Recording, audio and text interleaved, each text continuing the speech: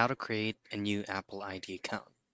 Now, in this video, I'm going to be showing you just a very basic thing for you to be able to create a new Apple ID account. Now, it's very simple.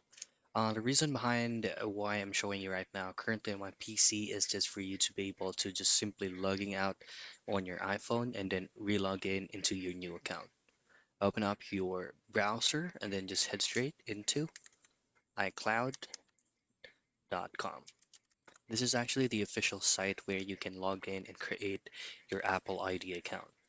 Once you're here, just head straight into sign in. And then on the next page, you just have to choose on these option here, which is going to be create your Apple account. Click that. And then here, you just have to fill out these form like your first name, last name, your country, region, your birth date, and then below that is your preferred Apple ID account.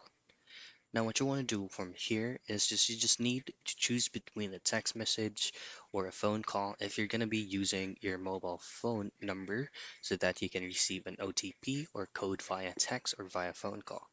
Take note that if you're going to be using an email address, make sure that you're using a different one, not on the current email address that you use because it will not go through. Fill out this form and then just simply click on continue and then relog in the account that you created into your Apple device. And that is how you create a new Apple ID account.